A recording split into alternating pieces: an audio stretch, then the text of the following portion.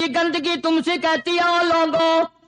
کل سے پہلے پہلے میں مٹھائی کی صورت میں حلوائی کی تھال میں رکھا ہوا تھا، جو دیکھتا تھا اس کے منہ میں پانی آ جاتا تھا، حلوے کی صورت میں تھا، جلیبی کی صورت میں تھا، امرتی کی صورت میں تھا، اور اے گندگی کا ڈھیر لوگوں تم سے یہ کہتا ہے کل میں فروٹ والے کی ٹوکری میں رکھا ہوا تھا، اناج کی شکل میں تھا، غلے کی شکل میں تھا، پھل کی شکل میں تھا، فروٹ کی شکل میں تھا، مٹھائی کی صورت میں تھا، جو مجھے دیکھتا تھا اس کو میں پیارا لگتا تھا، میری چاہت معلوم ہوتی تھی، میری ضرورت معلوم ہوتی تھی، جو دیکھتا تھا منہ میں پانی آ جاتا تھا۔ او انسان، ایک رات تیرے پیٹ میں جانے کا اتفاق ہوا، او انسان آ دیکھ لے میرا کیا حال بن گیا۔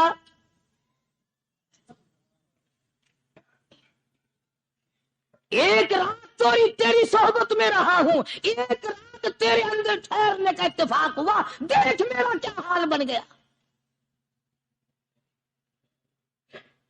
ہر شخص مجھ سے نفرت کرتا ہے، مجھ سے بدبو کی وجہ سے نفرت کرتا ہے، ناک پہ کپڑا رکھتا ہے، میرا کیا حال بن گیا۔ اور بندے، تجھے 40 50 60 سال گزر گئے، تو نے اپنے اندر خوشبو پیدا کرنے کی کوشش نہ کی، تیرا کیا حال بنے گا۔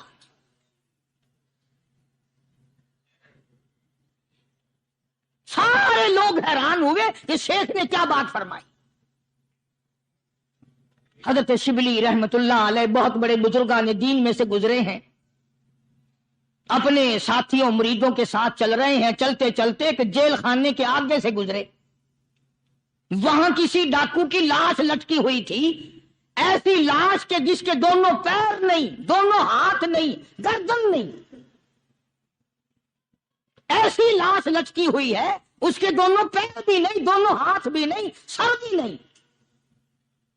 تو حضرت شبلی رحمت اللہ علیہ نے جا کر اس لاش کو، جس کے پیر ہاتھ نہ تھے، گردن نہ تھی، بوسا دیا، چوما اسے۔ تو سارے مرید کہنے لگے حضرت جی یہ کسی ولی کی لاش تو ہے نہیں، یہ تو سراسر نظر آتی ہے کسی بدماش کی ہے، ہاتھ بھی کٹ گئے، پیر بھی کٹ گئے، گردن کٹا بیٹھا۔ تو حضرت شبلی رحمت اللہ علیہ فرمانے لگے کہ میں نے اس کو بوسا اس لیے دیا کہ اس نے مجھے ایک سبق دیا ہے، اس لاش نے مجھے ایک سبق دیا، اور وہ یہ کہ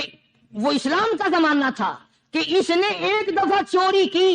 ایک ہاتھ کٹ گیا، پھر چوری کی، دوسرا ہاتھ کٹ گیا، پھر چوری کی، ایک پیر کٹ گیا، پھر چوری کی، دوسرا پیر کٹ گیا، پھر چوری کی، گردن کٹا دی۔ اس نے مجھے یہ سبق دیا، شبلی مجھے چوری سے پیار تھا، سارا کچھ کٹا بیٹھا مگر باز نہ آیا۔